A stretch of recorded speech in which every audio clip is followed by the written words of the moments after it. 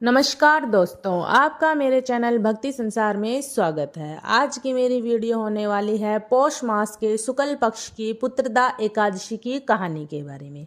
तो आइए हम शुरू करते हैं अपनी पुत्रदा एकादशी की कहानी। भगवान श्री कृष्ण बोले, हे धर्मपुत्र, पौष मास के शुक्ल पक्ष की एकादशी का नाम पुत्रदा एकादशी है। पुत्र की कामना को पूरी करने वाली यह एकादशी है। इसके महात्म्य की कथा कुछ इस प्रकार है।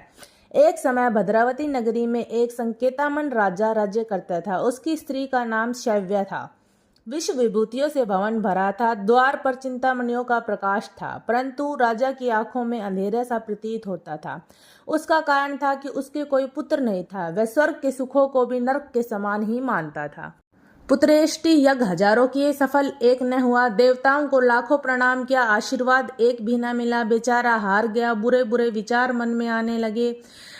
सोचा कि अपना आत्मघात ही कर लूं, लेकिन फिर बोला कि आत्मघात करना तो पाप है। इस चिंता से छूटने का उपाय वनवासियों से पूछूं। घोड़े पर सवार होकर वन विहार करने लगा। पशु पक्षी इत्यादि जीवों के अपने बच्चों के साथ खेलता हुआ देख मन में कहने लगा, यह सब भी मेरे से अच्छे हैं, कितने सौभाग्यशाली हैं।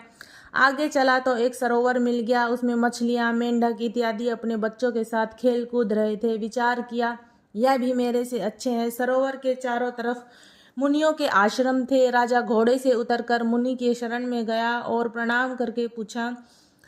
मुनि बोले, हम विश्व के देवता हैं। इस सरोवर के पतित पावन समझकर स्नान करने के लिए आए हैं। आज पुत्रदा एकादशी का पर्व है, जो पुत्र की इच्छा को पूर्ण करता है। राजा बोला, क्या यह दिव्य फल मुझे भी प्राप्त हो सकता है? जब विश्वदेव बोले, हमारी बात सत्य होगी। अगर तुमने यह व्रत किया तो तुम्हें भी पुत्र की प्राप्ति अवश्य होगी। राजा ने श्रद्धा से पुत्रदा एकादशी का व्रत किया, रात्रि को जागरण किया और उसके बाद प्रातः भवन में चला गया। 9 मास के बाद उसके घर पुत्र उत्पन्न हुआ। राजा के दिल को धैर्य मिला, पितृ भी प्रसन्न हो गए। इस कथा को सुनने से भी स्वर्ग का लाभ मिलता है। इस दिन फलिहार में नारायण जी की पूजा की जाती है और बछड़े की जो माँ होती है, गौ माता के दूध का सागार लिया जाता है। ऐसी ही खूबसूरत कहानियाँ सुनने के लिए मेरे चैनल भक्ति संसार को सब्सक्राइब करना बिल्कुल भी ना भूलें।